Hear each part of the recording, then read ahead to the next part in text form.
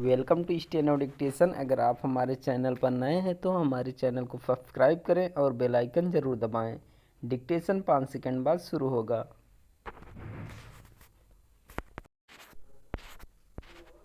Start. अंततः राष्ट्रपति के अभिभाषण पर धन्यवाद प्रस्ताव पर चर्चा के बहाने संसद चल निकली, लेकिन जैसा कि अपेक्षित था कि उसमें भी अदाड़ी मामले की गूंज सुनाई दी।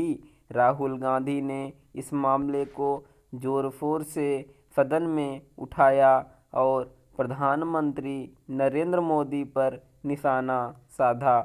सत्ता पक्ष के तेवरों से यह स्पष्ट है कि वह राहुल गांधी और अन्य नेताओं की ओर से उठाए गए सवालों का जवाब देने के लिए तैयार है।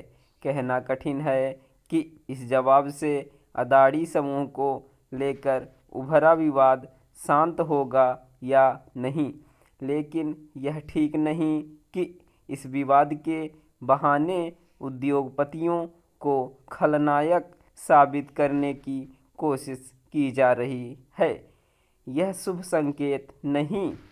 देश के विकास में उद्योगपतियों की भी एक बड़ी भूमिका है, लेकिन विपक्ष और विशेष रूप से कांग्रेस की ओर से रह रहकर ऐसा माहौल बनाया जाता है कि उद्योगपति सरकार की सहायता से देश को ठगने लूटने को काम कर रहे हैं।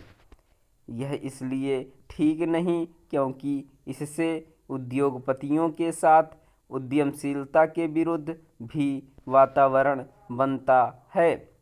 ऐसा वातावरण न बनने पाए, इसके प्रति विपक्ष को भी सतर्क रहना होगा और सत्ता पक्ष को भी। विपक्षी दल इसकी अनदेखी नहीं कर सकते कि अदाड़ी समूह केवल भाजपा शासित राज्यों में ही नहीं, अन्य दलों और यहाँ तक कि कांग्रेस शासित राज्यों में भी काम कर रहा है। एक तथ्य यह भी है कि गुजरात में एक उद्योग समूह के रूप में अदाड़ी का उभार तब हुआ जब केंद्र और राज्य में कांग्रेस सत्ता में थी।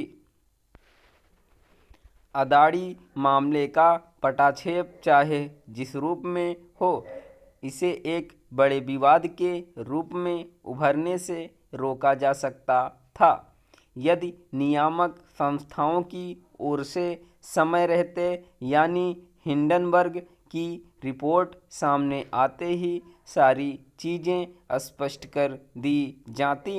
इस मामले ने केवल इसलिए तूल नहीं पकड़ा क्योंकि हिंडनबर्ग ने एक सनसनी पैदा करने वाली रिपोर्ट दी, बल्कि इसलिए भी पकड़ा क्योंकि पिछले कुछ समय में अदाड़ी समूह का अप्रत्याशित उभार हुआ।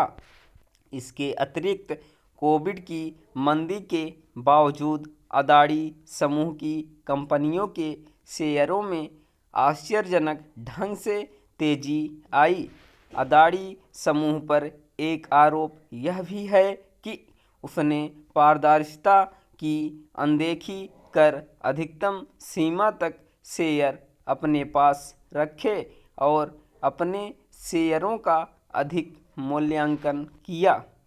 कायदे से सेबी को इन सब आरोपों का जवाब तत्परता से देना चाहिए था, इसलिए और भी क्योंकि अदाड़ी समूह की ओर से दिया गया जवाब सभी सवालों का समाधान नहीं कर सका।